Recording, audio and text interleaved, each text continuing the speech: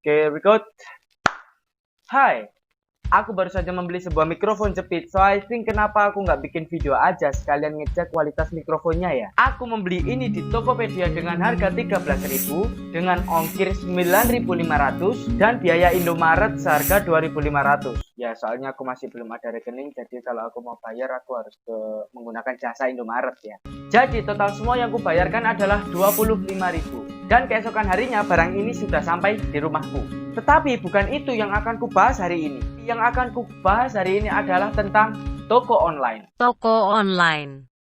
Di era milenial seperti ini, semuanya serba instan, serba elektronik, serba ada. Zaman dulu, orang-orang jika ingin memenuhi kebutuhannya, mereka menggunakan cara barter. Mereka menukar barang yang mereka miliki dengan barang lain yang lebih mereka butuhkan. Itu sebelum adanya uang tunai. Setelah munculnya uang tunai, muncullah pasar tradisional, di mana para penjual dan para pembeli berinteraksi secara langsung dan membayar bukan dalam bentuk barang lagi, tetapi dalam bentuk uang tunai. Lalu dengan seiring berkembangnya zaman, muncullah pasar modern atau yang biasa disebut dengan supermarket. Di situ para pembeli bebas memilih sendiri barang yang akan mereka beli, dan setelah memilih semua barang yang mereka ingin beli, mereka membayar di bagian kasir. Dan sekarang kalian bisa belanja dengan duduk di rumah dan barangnya sendiri yang datang ke kamu, yaitu belanja online. Apalagi setelah pandemi ini ya, semua orang disuruh di rumah aja. Jadi belanja online adalah satu-satunya cara yang paling worth it. Dan sekarang aku akan menunjukkan kepada kalian tips and trik berbelanja online dengan aman dan nyaman. Tips dan trik. Pertama, ketika kalian membeli sebuah barang di toko online, pastikan kalian membaca deskripsi produk tersebut dengan baik dan benar. Jangan mudah tertipu dengan gambar. Aku pernah membaca sebuah komen di sebuah toko online yang menjual casing smartphone yang marah-marah karena yang datang cuma casingnya aja, nggak ada HP-nya. Ya iyalah, namanya juga toko casing, kan gambarnya doang yang ada HP-nya sebagai contoh. Kedua, sebelum kalian membeli sebuah barang di toko online, pastikan kalian membaca ulasan-ulasan produk tersebut. Utamakan ulasan yang disertai dengan gambar dari pembeli sebelumnya. Jika ulasannya jelek, ya jangan dibeli. Ketiga, pikir dengan logika.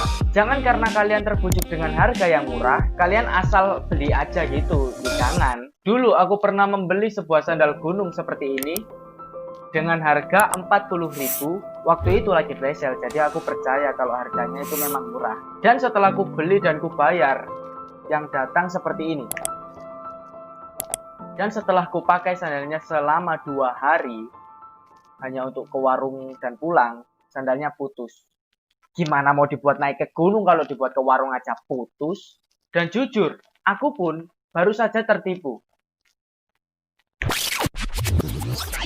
Aku baru saja membeli sebuah mikrofon jepit, so I think kenapa aku nggak bikin video aja sekalian ngecek kualitas mikrofonnya ya. Mungkin kalian pikir, Iqbal ini gimana sih ngasih saran orang tips and trick, tapi dirinya sendiri tertipu. Bukannya begitu, tetapi di toko online tersebut ulasannya bagus-bagus.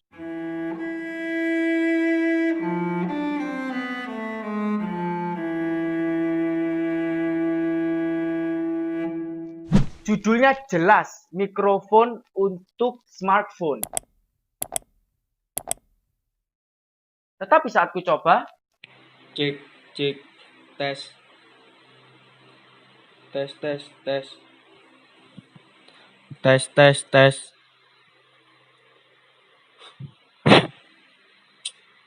aku berasumsi kemungkinan besar harus menggunakan splitter jika ingin menggunakan smartphone. Oke, ku coba. Aku beli splitter di toko elektronik dan hasilnya Tes, tes, tes, cek, cek. Tes, tes, cek. Iki suara toko mikrofon HP ini, Naf. tetap tidak berfungsi. Maka dari itu, aku merekam suara ini akhirnya menggunakan laptop, menggunakan software Adobe Audition. Ya, ini. Dikarenakan saat ku coba ke laptopku, ternyata bisa. Jadi kusimpulkan bahwa mikrofon ini tidak bisa untuk smartphone, tetapi bisa untuk laptop saja. Atau kemungkinan besar splitter yang saat itu ku beli memang splitternya rusak, aku tidak tahu. Aku tidak akan melaporkan masalah ini ke pihak manapun, karena yang penting barang yang ku beli ini masih bisa berfungsi dengan baik, meskipun harus menggunakan laptop ya. Tetapi, jika kalian merasa tertipu dan ingin melaporkan kejadian kalian, hubungi Badan Perlindungan Konsumen Nasional ke BPKN Call Center. Dan setelah itu, jangan ulangi kesalahan yang sama. Bijaklah dalam menjadi pembeli. Karena hanya orang-orang bodoh yang melompat ke jebakan yang sama sebanyak 2 kali. And anyway, segitu aja video untuk hari ini. Saya Iqbal Koresi. Caps.